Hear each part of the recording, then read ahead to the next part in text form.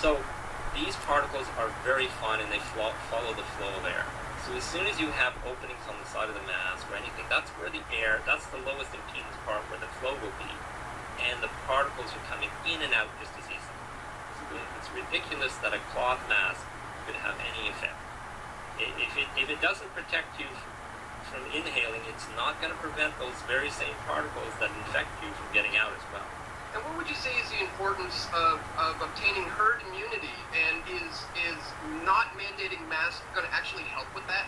I just want to touch on this briefly, because I was just going to say before this gentleman said about herd immunity, but what this pushing for wearing masks are, in my opinion, because they don't do any good, in fact they do a lot of harm, is literally to see how many of the public will follow like little sheeple. And I'm not being dismissive of my fellow mankind, but many of them are very naive and would rather believe their governments and their BB, or better be careful.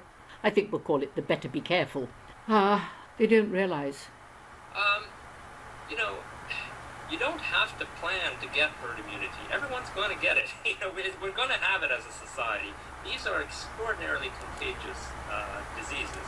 They're not lethal, but they're very contagious. So everyone who can potentially get it through the transmission, through these aerosol particles, is going to be exposed, and their immune system will handle it, and that their immune system will have a memory of that particular pathogen, and it will help them in the future.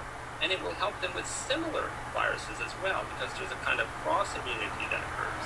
So this is how we have been living with viruses for 5 million years. Our ancestors are still present. They've always been around. There's always been a huge array of these types of viruses that cause respiratory diseases. And for breathing animals, it's 300 million years. So these viruses have been with us forever. And the immune system, this extraordinarily powerful system that we have, has been co-adapting with these viruses forever.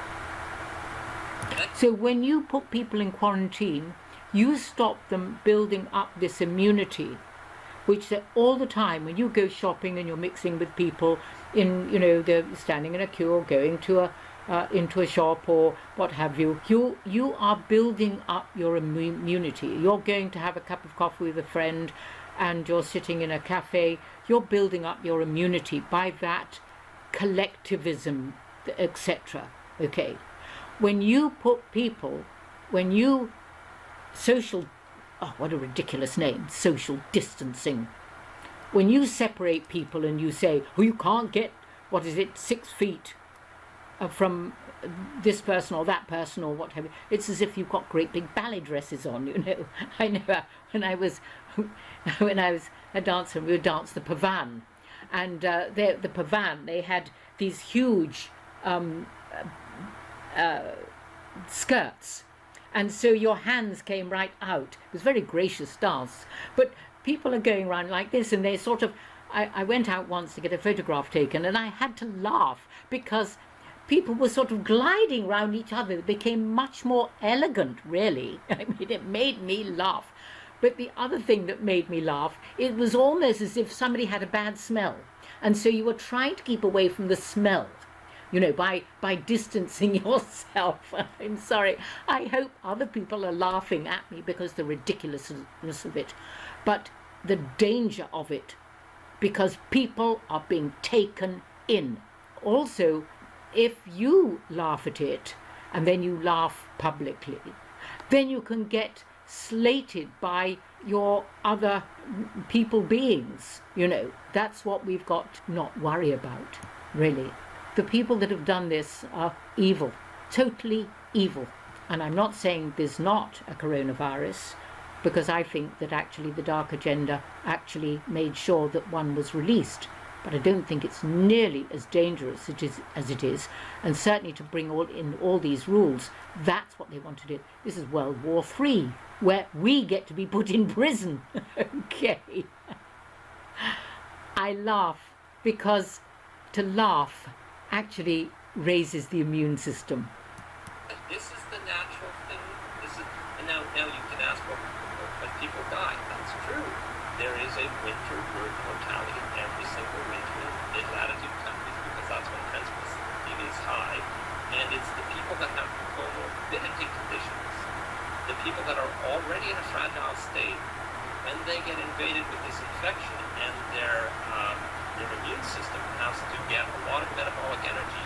kick in and to really do a lot of the things it has to do, that is a high demand on the person's body. And it's a question of survival, so the body will actually shut down other functions and so on in order to handle that.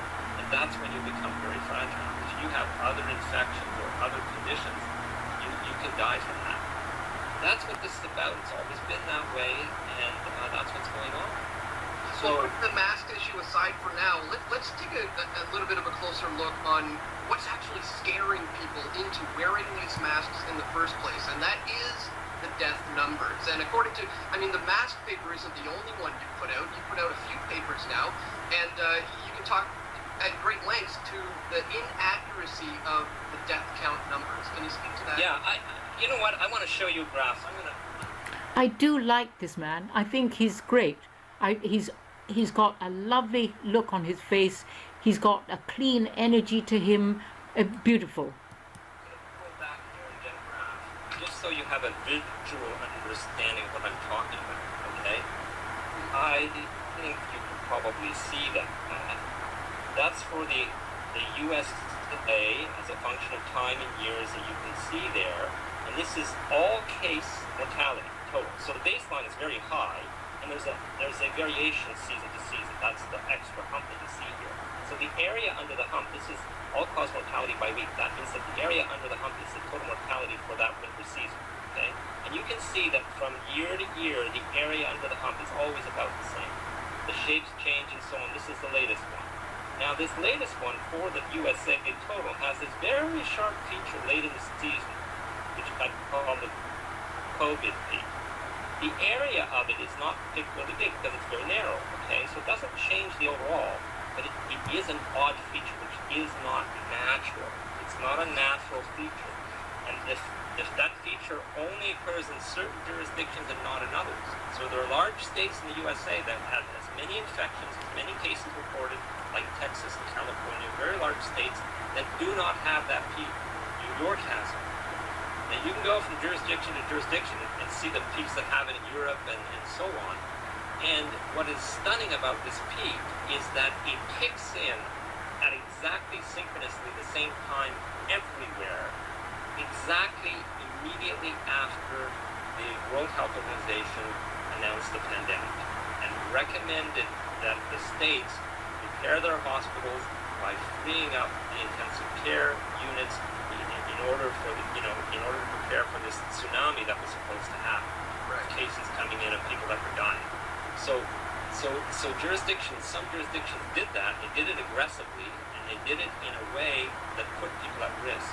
So I argue in my paper, in that particular paper from which this graph is taken, that there was an acceleration of the deaths of immune vulnerable people that occurred because of government interventions. And I detailed the kinds of interventions that are likely to kill people en masse in that way. And so that article came out recently. And the title of that article is All-Cause Mortality During COVID-19, No Plague, and a Likely Signature of Mass Homicide by Government Response. And I think it's the first paper that showed that this peak was synchronous around the world, exactly when the pandemic was announced.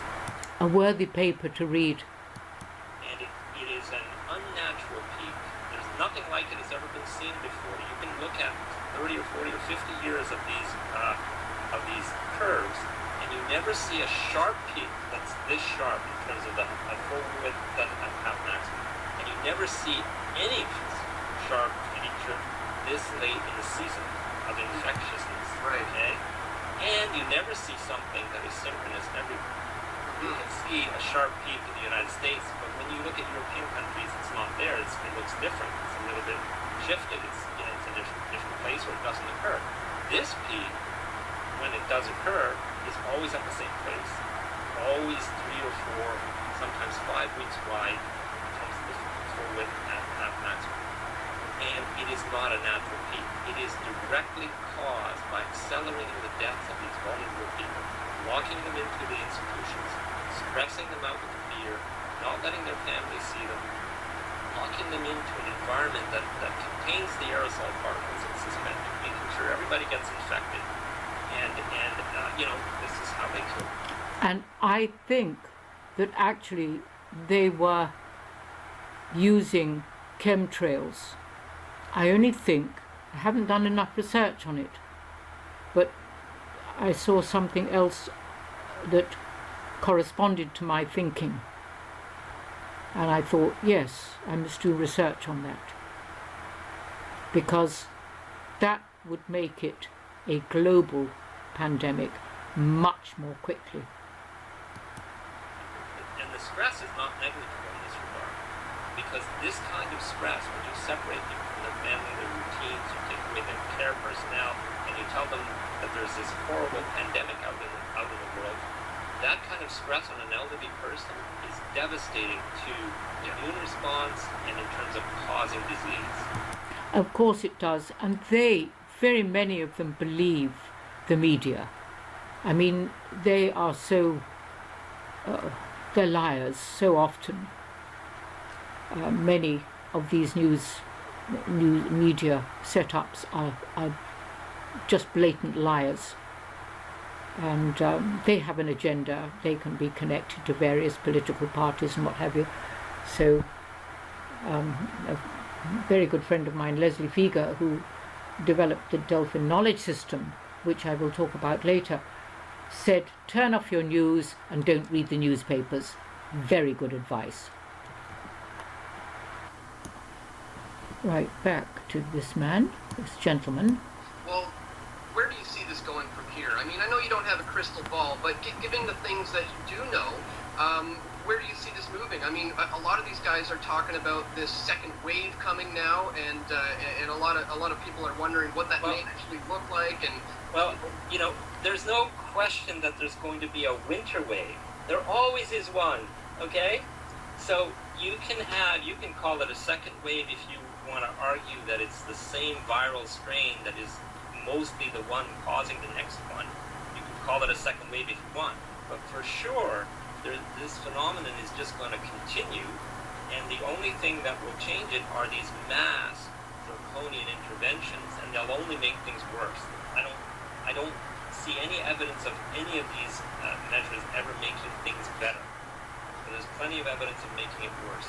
So there's going to be another wave, if you like, and it's important to notice as well that because of the transmissivity mechanism, the infectious season in the southern hemisphere is during our summer, okay, because that's when they have winter and that's when the air is dry there.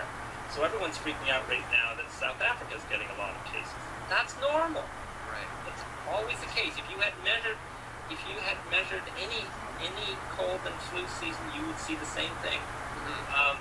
And I just want to interrupt a moment. I do apologize, but I'll put the link in the description box so you can watch the whole thing without my chattering away. But Linus Pauling discovered vitamin C. Now, many of the sailors were suffering from rickets through lack of vitamin C. And when Linus Pauling discovered how important vitamin C was for the development and the strength of the ligaments and the strength of the growing of the bones, the strength of the bones, then, and also the immune system, and they started making sure that they always took limes with them. I think it was limes more than lemons, but anyway, those two citrus fruits they always had on board to combat the rickets that they were suffering. There has been, at the very beginning, there was talk about the importance of having vitamin C, and I believe it was one of the Asian countries that was talking about that they were taking vitamin C and giving people vitamin C.